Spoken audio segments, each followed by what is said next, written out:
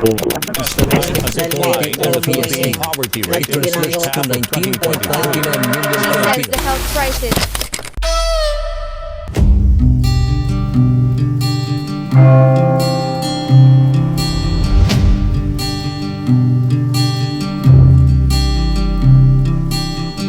Paano kung ang bagay na hawak mo, libro, pagkain, cellphone, at iba pang luho ay ang mga bagay na patuloy na pinapangarap ng mga taong kapos at hindi pinalad? Kabataan ang pag-asa ng bayan, yan ang sigaw ng iilan. Ngunit tila sila'y nahahadlangan ng kahirapan. Hampas ng ulan niyo bang naririnig?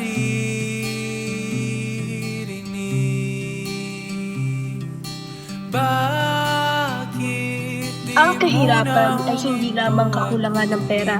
Ito ay ang kakulangan ng pagkain sa hapag, ang kawalan ng maayos na tirahan, at ang limitadong pagkakataon para sa edukasyon at kalusugan. Mahigit 700 milyong tao sa buong mundo ay patuloy na nakatali sa gupit ng kahirapan. Bawat mukha, pangalan o italagay narito ay mga taong patuloy na nakagapos sa paghihirap, na pilit na tinatakasan ngunit hindi makausad. O hindi naman sa ating bansa kung saan ang Pilipinas ay mayroong 15.5 milyong pamilya na alipin pa rin ito. Ang kahirapan ay may malalim na pinag-uugatan. Kawalan ng edukasyon, hindi pagkakapantay-pantay, mahinang sistema, mga kalamidad na dulot ng ating klima, at maging ang katiwalian. Isa itong siklo ng pagdurusa, isang tanikala na paulit-ulit na bumapalot sa buhay ng milyon-milyon, at mahirap putulin kung walang pagputos. Bawat walis ni Lola ay kwento ng sakripisyo. Emelda Oxina, nakatira sa 39 Guadalajara. Kubang Pekino. Sa akin muna, ako bilang isa akong sweeper sa barangay, pinagkaisahan. Ang aking income is 5K. Tapos, doon ko kinukuha lahat yung pagbayad ko sa bahay, sa tubig, at saka sa ilaw. Yun lang po ang nagiging trabaho ko sa at yung aking anak na nagtatrabaho din sa shopping is binibigyan naman ako ng pera. Kaya yun lang ang aking gasto sa aming buhay. Isang paalala sa likod ng kanyang ngiti, may bigat ng buhay na patuloy niyang pasan. tatanaw mo ba ang pag-asa?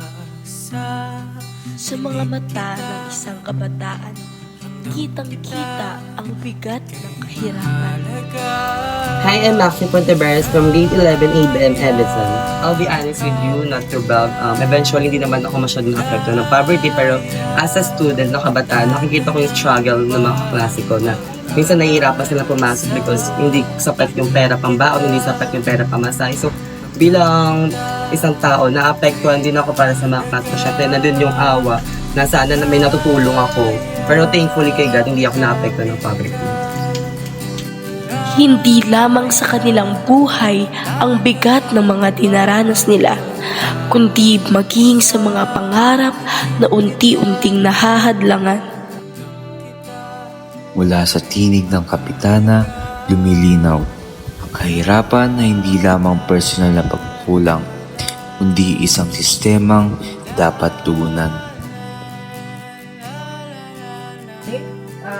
Ako po ng barangay Rochelle sa ng barangay Pinagkaisahan. This is my second term for public service. Pananaw tungkol sa poverty, it's two factors. First is this is the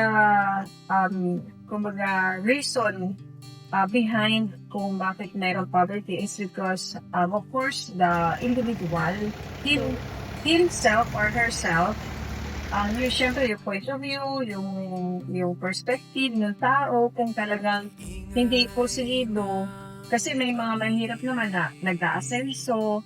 So, yun yung, that's the time na, that's the one reason kung bakit nag-stay ng poverty. Another factor, number 2 is yung government. So, if we cannot help these people na nasa poverty line, of course, mas stay lang sila dun sa level ngayon. So, yun yung pananaw ko, nasa tao, nasa gobyerno. So, that's the two main reason why there is a poverty. So, yan po. Katamaran ng ilan at kapabayaan ng pamahalaan. Ito ang unti-unting gumagapos sa ating mga kababayan. Ang lahat ng ito ay magkakaugnay na ugat na patuloy na nagpapalalim sa sugat ng kahirapan. Iba-iba man ang storya, ngunit ang pinanggagalingan ay iisa. Sa dilim ng dulot ng kahirapan, may mga mumunting ilaw na pilit kumikislap. Mga taong hindi sumusuko, mga samahang nagtataguyod, at mga inisyatibong nagsisilbing pag-asa. Ang mga solusyong ito, maliit man o malaki, ay patunay na may landas palabas sa siklo ng kahirapan. At dito nagsisimula ang kanilang mga kwento. May tulong na maibibigay ng barangay is network through the national government and the city government. Tumugon tayo dun sa like sa TESDA, yung may mga agencies ng government na pwedeng tumulong na patuloy natin tulungan yung mga mag-aaral na makakuha ng scholarship para magtuloy-tuloy ng pag-aaral. Pero for those who are na talagang hirap, sabi nga nasa poverty line talaga, one thing na aside from the TESDA, yung scholarship na maitutulong natin para magtuloy sa pag-aaral is yung pong tulungan sila for a livelihood. So, yung meron pong ang city government, may peso na tinatawag yung sa employment, mag-local man, mag-overseas. So, marami pong chance. Kaya sabi ko, one reason ng poverty is yung sa himself or herself eh. Kasi kung hindi tutulungan ng individual yung sarili nila na to get a job, to be paid, to have a source of living, talaga pong wala talagang mangyayari. Yung poverty talaga is nandyan. Po, mapapayo ko sa mga estudyante aside from being studious, di ba po? So, mag-strive pa rin tayo na maging madiskarte. Proud ako sa mga estudyante na para maparaan. In a manner na, yung legal, and then, talagang malikhain na magkaroon po ng mga extra income. As a young transgender, I'll use my voice to advocate them na kailangan nilang hindi maging tamad, kailangan nilang kumilos para sa pag-aaral. Mas ipag-focus nila yung pag-aaral kasi we all know that education is the key. So kung walang edukasyon, mananatili sila mahirap. Mahirap na yung buhay, wala na lang pahirapan pa. Sa mga kabataan na mapapayo ko, kagaya na sinabi ko kanina na education pa rin. Kasi alam naman natin kung gaano kahalaga education. And sa mga matatanda, bumoto tayo ng tama. Bumoto ng tama. Kasi alam naman natin na malaking tulong yung politika sa pag-aaral na simple pag may silang silid-aralan, kaya nilang i-provide. Pero paano mapoprovide kung tayo mismo hindi alam kung sino ang iboboto at kung anong iboboto? Yun lang. Ang pagpigil ng kahirapan ay hindi kawang gawa, kundi ustisya na nararapat ibigay sa mga nilalang na nakaranas ito. Alamin natin ang mga responsibilidad bilang mga mamayan upang mas maging progresibo ang ating mundong sinilangan. Walang sinuman ang dapat maiwan. Sa laban na to, lahat aangat. Ang kahirapan ay hindi kapalaran. Hamon itong kaya nating malagpasan.